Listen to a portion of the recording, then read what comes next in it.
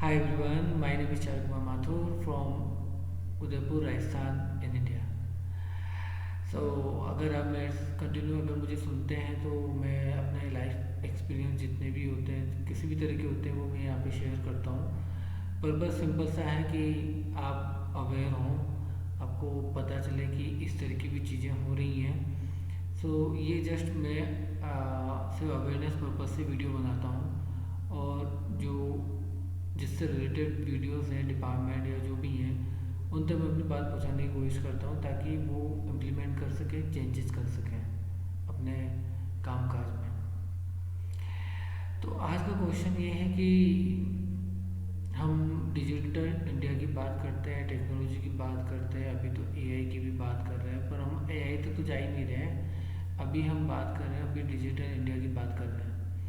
और digital India हुआ और टेक्नोलॉजी, आज के टाइम में हमारे पास में किसी चीज़ की कोई कमी नहीं है टेक्नोलॉजी की। एक बेसिक चीज़ बात बताऊं कि फ़ोन है, आपके पास में ईमेल है, एड्रेस है, आपके पास में इंटरनेट है, किसी चीज़ की कोई कमी नहीं है। फिर भी इतनी सुविधा होने के बावजूद भी कंज्यूमर परेशान है। उससे पेनल्टी लेने का तो पूरा उनको पता है, लेकिन अगर उसको सर्विस देने की बात है या उसको कंज्यूमर को उसको जानकारी देने की बात है तो वो क्लियर नहीं है। मैं आपको तीन ऐसे एग्जांपल के जरिए बताऊंगा ताकि आपको पता चले कि ये हम किस तरह से अपना जो हार्ड मनी है वो हम खो रहे हैं, प्लस हम जो टैक्स दे रहे हैं उस टैक्स से चलने वाले जितने भी सरकारी डिपार्टमेंट हैं वो हमें किस तरह से हमारे काम में हमें कितना सहयोग कर रहे हैं और वो किस तरह से एक आम आदमी को परेशान कर रहे हैं या फिर उनके काम काज करने के तरीके से हम परेशान हो रहे हैं। तो पहला है कि जैसा कि आपने मेरा पहले वीडियो डाला होगा, मैंने आधार पे डाला था। आधार में अपना मुझे एड्रेस चेंज करना था, मैं रीलोकेट हुआ था, तो मैंने आधार एड्रेस ऑनलाइन अपडेट करा। उसमें कोई डॉक्यूमेंट था जो मैंने अपलोड किया था। अपलोड करने के बाद मेरे पास एक नंबर आ जाता है, टोकन नंबर, आप जो भी समझे, टोकन नंबर आपके पास में आ जाता है। अब आपके पास में वो मैसेज आएगा अगर वो सक्सेसफुली कंप्लीट हो जाता है। तो मैंने कुछ दिन वेट करा, फिर मेरे पास ना तो वहाँ से कोई मेल आया ना कोई मैसेज आया कि आपका क्या स्टेटस है, कोई मैसेज नहीं आया।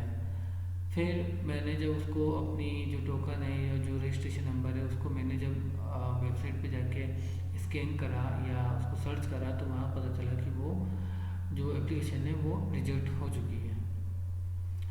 रिजेक्ट करने का जो रीज़न जो बताया गया था वो क्लियर नहीं था।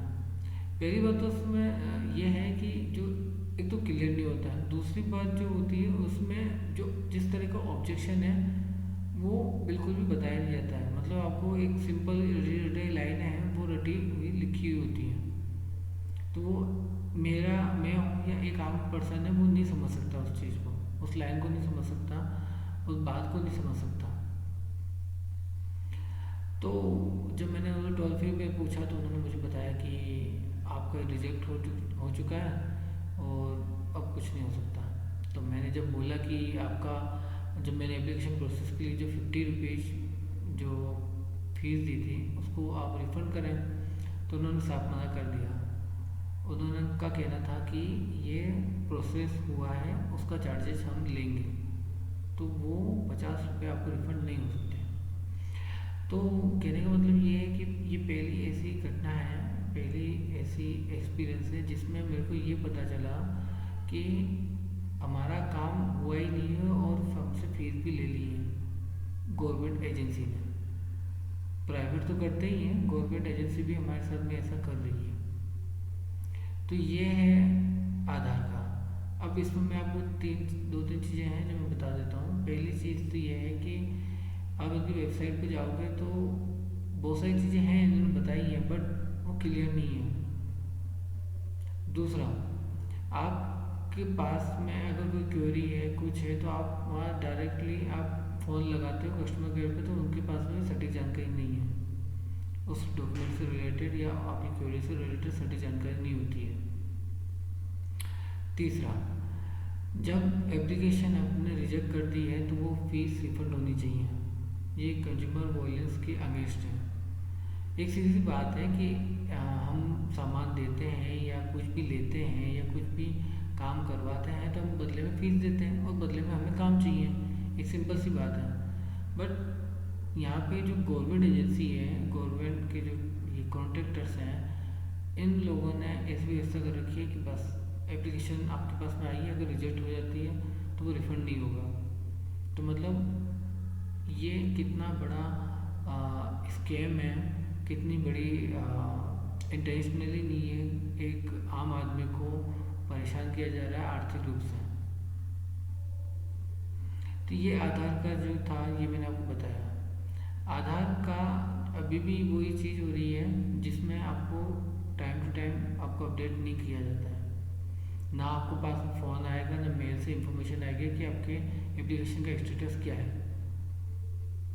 ये नहीं बताया जाता है। तो ये देख सकते हैं कि कितनी मनमानी है। आप इनकी वेबसाइट पे या ट्विटर हैंडल पे भी जाएंगे ना तो वहाँ पे आपको कई ऐसे केस आपको नज़र आ जाएंगे जहाँ पे कई लोगों के पैसे रिफंड नहीं किए, मतलब प्रोसेसिंग के नाम पे बिना काम किए पैसा हजम किया जा रहा है। ये वही डिपार्टमेंट है जो हम जिनकी सैलरी, जिनकी ऑफिस हमारे हर दिन के टैक्स से चल रहा है। हम टैक्स देते हैं ताकि हमें वो सर्विस मिल सके। वो सर्विस नहीं मिलने की बजाय वो हमें एक तरह से परेशान किया जा रहा है, आर्थिक रूप से हमें नुकसान पहुंचाया जा रहा है। दूसरा, अब लास्ट ईयर मैंने अपने ड्राइविंग लाइसेंस के लिए अप्लाई किया था आरटीओ से ऑनलाइन। तो लर्निंग लाइसेंस तो मैंने बना लिया। जब मैं ड्राइविंग लाइसेंस के लिए गया तो एप्लीकेशन मेरी रिजेक्ट कर दी। अब उसमें 2-3 चीज़ें मैं आपको बता देता हूँ। जैसे कि लर्निंग लाइसेंस में बनाने गया था तो मेरे पास गाड़ी जो है वो एक्टिवा है, 2 व्हीलर है, जिसमें हम लोग आम बोलचाल में बोलते हैं कि उसमें कुछ मतलब कोई भी क्या कहते हैं वो, जैसे बाइक में वो होते हैं ना, क्या कहते हैं, मैं भूल रहा हूँ,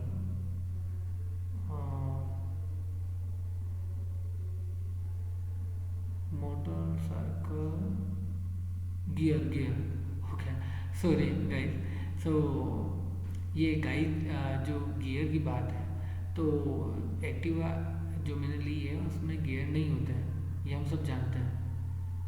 तो मेरे पास अगर गियर का है ही नहीं व्हीकल तो मैं गियर चूज नहीं करूँगा। तो मैंने MCOW चूज किया। अब वो मेरे शायद गलत हो सकता है। जो ऑप्शन होता है गाड़ी चूज करने का वो मोटरसाइकिल विदाउट गियर, ये वाला चूज किया था ऑप्शन। तो ये मैंने चूज कर लिया। तो मेरा लर्निंग लाइसेंस उन्होंने ऑनलाइन क्लियर कर दिया, मतलब परमिशन दे दी, और या आप यूँ समझ लो कि अब बन गया सक्सेसफुली। तो मैंने कहा कि अब ये ठीक है, ये बन गया लर्निंग लाइसेंस। अब ये हुआ कि जब मैं ड्राइविंग लाइसेंस के लिए 3 महीने बाद गया ऑफिस में, वो भी मैंने पूरी फीस 600 मैंने फीस सबमिट कर दी थी। उसके बाद जब मैं ड्राइविंग लाइसेंस के लिए गया अपॉइंटमेंट के दिन तो उन्होंने उसको रिजेक्ट कर दिया। अब इसमें एक चीज़ ये भी है कि पहली बार तो उन्होंने मुझे बताया कि आपकी स्कूटी विदाउट गियर की नहीं है। तो ये कितना बड़ा स्कैम है हमारे साथ में, आम लोगों के साथ में, कि जब वो बिना गियर की गाड़ी है तो उसको गियर आरटीओ क्यों मानता है। उनसे मैंने ये पूछा था इसके बारे में, तो उन्होंने कहा कि NIC की तरफ से, ये हमारी तरफ से नहीं है। NIC जो इंफॉर्मेशन टेक्नोलॉजी इंडिया का जो है NIC, इसके बारे में तो मैं अभी पूरा जानता नहीं, बट इसके बारे में आपको बहुत जल्दी मैं आपको जानकारी दूंगा। तो NIC है जो ये गवर्नमेंट की जितनी वेबसाइट्स होती हैं उनको देखता है, उनको अपडेट करता है पॉलिसी के अकॉर्डिंग। तो उनकी तरफ से उन्होंने ये दिया जवाब। तो ये होता है कि जब आपके पास में आप जैसे लर्निंग लाइसेंस आपने अप्रूव किया था, तो जब वो इसमें एंट्री जो दी गई थी, या तो उसको अप्रूव करना नहीं चाहिए था। तो आपने फीस लेने के लिए वो 200 लेने के बाद उसको अप्रूव कर दिया लर्निंग लाइसेंस को, बट ड्राइविंग लाइसेंस की बात आई तो तब उसको रिजेक्ट कर दिया। तो और उसमें जो होता है कि आप जब अपॉइंटमेंट के दिन जाते हो तो आपको वो कहते हैं कि आपका ये जो है वो एप्लीकेशन रिजेक्ट हो जाता है, फिर वो रिटर्न में नहीं देते हैं। और सबसे बड़ी बात, अगर आपकी एप्लीकेशन रिजेक्ट हो जाती है तो वो फीस भी आपकी रिफंड नहीं होती है। ये एनआईसी या आप कह सकते हो कि आरटीओ ने कितनी बड़ी मनमानी कर रखी है कि आदमी का काम नहीं होता है, उसकी एप्लीकेशन रिजेक्ट हो जाती है और फिर भी वो जो फीस है वो रिफंड नहीं करते हैं। तो ये जो है प्रोसेस कितना आम लोगों के लिए परेशानी का है, जिसकी वजह से आम लोग ब्रोकर्स के पास में जाते हैं, दलालों के पास में जाते हैं। अभी मैं जब ड्राइविंग लाइसेंस के लिए परेशान होकर ड्राइविंग लाइसेंस के लिए ब्रोकर के पास में गया, तो उसने मुझे लाइसेंस के लिए 4,500 रुपये मांगे, सिर्फ ड्राइविंग लाइसेंस के। लर्निंग लाइसेंस के तो वो 1,000 रुपये मांग रहा था, और ना जाने कितने लोगों से कितना मांग रहा है। तो लर्निंग लाइसेंस आपका सिर्फ 200 रुपये बन जाता है, मैंने बनाया। और आपका ड्राइविंग लाइसेंस 2 व्हीलर के लिए अगर सिर्फ बना रहे हो तो 600 में आपको बन जाता है, मतलब आपका टोटल 800 रुपये में बन जाता है। और एक तरफ अगर आप दलाल से बनवाते हो 4,500, तो मुझे बताया था अदर से क्या मांगते हैं आई डोंट नो, बट इतना तो बोलते ही हैं। मतलब दलाल तो दलाल ही होता है कि वो कमीशन के लिए, और आपको डराएंगे, आपको अलग अलग तरीके से कहेंगे कि वो तो नेगेटिव मार्किंग हो जाएगी, वो हो जाएगा, ये हो जाएगा, आपका रिजेक्ट हो जाएगा। तो डराएंगे अपने पैसों के लिए, अपने कमीशन के लिए। आप मोस्टली आरटीओ जितने भी ऑफिस हैं वहाँ पे आप बाहर देखोगे तो वो दलाल वहाँ बैठे हुए आपको मिल जाएंगे। आजकल तो ऑफिसों के अंदर भी दलाल आपको मिल जाएंगे, एजेंट मिल जाएंगे। तो आदमी, जो आम आदमी है, उनको कितना आर्थिक नुकसान पहुँचाने के लिए सरकार से लेके दलाल और प्राइवेट कंपनियां कर रही हैं परेशान। तो ये तो था आरटीओ। आधार का मैंने आपको बता दिया, आरटीओ का मैंने बता दिया। आरटीओ का जो था, तो इसमें भी वो सेम चीज़ है कि जब एप्लीकेशन रिजेक्ट हो चुकी है तो क्यों नहीं उसको फीस को रिफंड किया गया, या उसको अगर गलती है तो उसको रिकरेक्शन का ऑप्शन देना चाहिए था।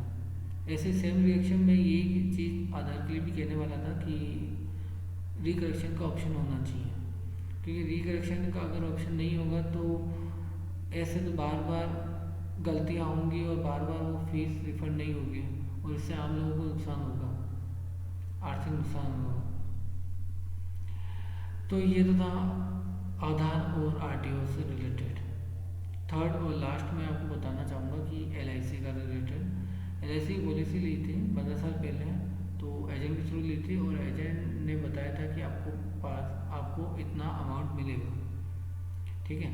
तो समझ लो कि फॉर एग्जांपल कि उसने बताया था कि आपको 5 मिलेगा, ठीक है। बट अगर आज ही करंट जाते हैं, करंटली मैं अगर जाता हूँ ब्रांच के पास में, तो मुझे बताते हैं कि आपको सिर्फ 3.5 मिलेगा। तो ये कितना बड़ा गैप है, ठीक है।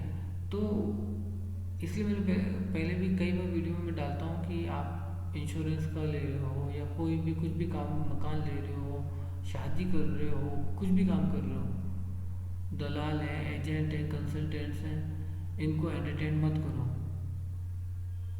ये भले रजिस्टर्ड हो तब भी एंटरटेन मत करो। ये सिर्फ कमीशन के लिए है, आपको आधी अधूरी जानकारी देंगे, फेक प्रोमिसेस करेंगे, ये सगे नहीं होते किसी के, तो इनसे दूरी बना के रखें। तो एलआईसी का फर्स्ट जो इशू था वो ये था, एजेंट वाला।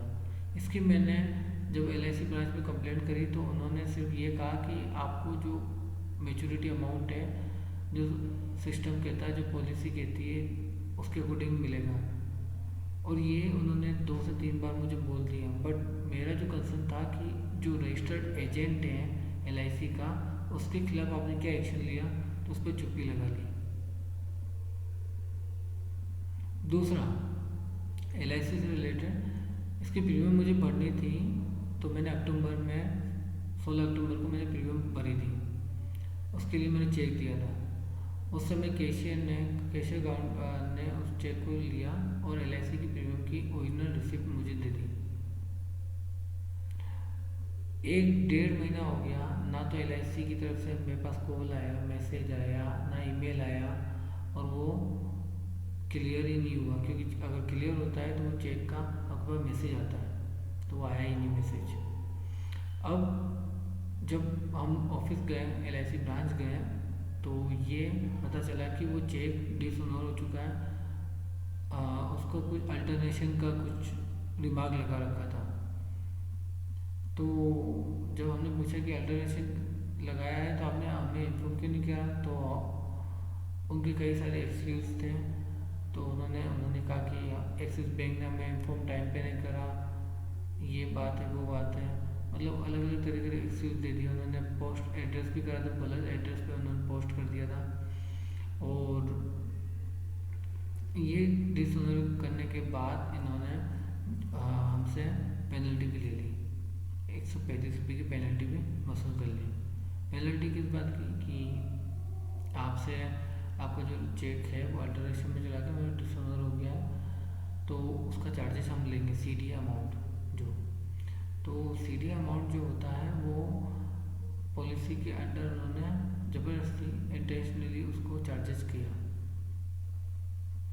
अब इसमें जो 2-3 मुद्दे हैं मैं आपको बता देता हूँ कि इसमें क्या हुआ है। कि पहली गलती तो ये है कि कैशियर काउंटर ने उस चेक को प्रॉपरली क्लियरली चेक क्यों नहीं किया LIC की प्रीमियम रिसिप्ट देने से पहले। दूसरा, आपने अगर चेक अल्टरेशन में चला गया, डिसऑनर हो गया, तो आपने तुरंत इन्फॉर्म क्यों नहीं करा। आपके पास में फ़ोन नंबर भी है, ईमेल एड्रेस भी है अपडेटेड आपके सिस्टम में, तो आपने क्यों नहीं करा, है ना। तीसरा, आपके पास में ये LIC का स्टाफ है, तो कंज्यूमर को सर्विस देने की बजाय पेनल्टी वसूलना पहले प्रायोरिटी क्यों रहता है। तो ये जो तीनों चीज़ें हैं ना, आधार है, RTO है और LIC, अभी तो वैसे हालांकि और भी मुद्दे हैं सेम, बट मैं ये 3 मोस्ट इसलिए लाया हूँ क्योंकि अभी मुझे लग रहा है कि ये तीनों कॉमन है और कई सारे लोग इसमें अपना उनका आर्थिक नुकसान होता है।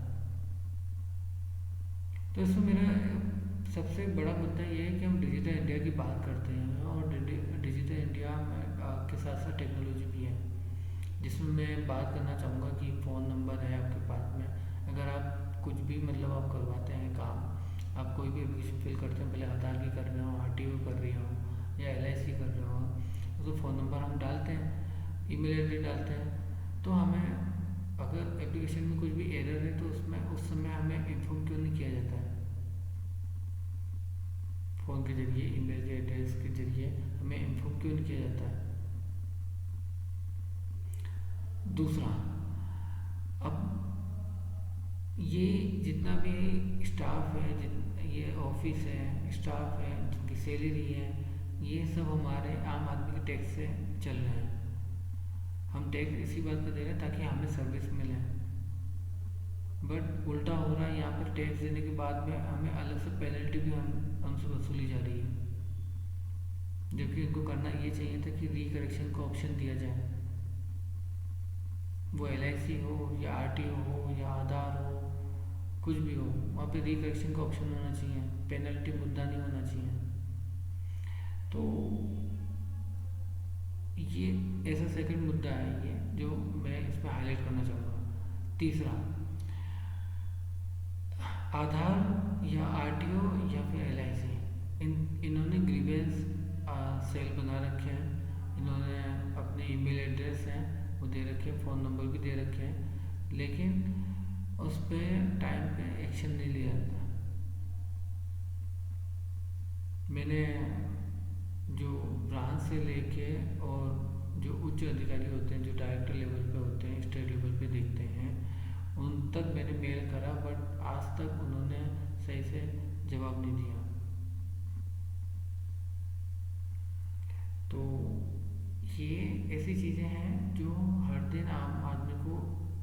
सहन करनी पड़ती हैं, उनको आर्थिक नुकसान होता है, और मेरा भी काफ़ी हो चुका है इसमें नुकसान। और दिमाग में सिर्फ एक ही बात आती है कि हम डिजिटल इंडिया की बात करते हैं तो किस और डिजिटल सिटीजन की बात कर रहे हैं हम, कि हम हर आम आदमी डिजिटल सुविधाएं ले सकें। बट ऐसे कैसे पॉसिबल होगा अगर जो डिपार्टमेंट्स हैं उनका अगर मुद्दा ही पेनल्टी है सर्विस की बजाय, तो कैसे पॉसिबल होगा। तो यही मैं चाह रहा था इस वीडियो के ज़रिए कि आप इसके बारे में सोचें और बताएं कि क्या हो सकता है ऐसा, जो जिस तरह से काम चल रहा है, और क्या मैंने जो हाईलाइट करे वो सही है कि नहीं है, क्या सोचते हैं इस बारे में। तो आप अपने विचार अपने कमेंट बॉक्स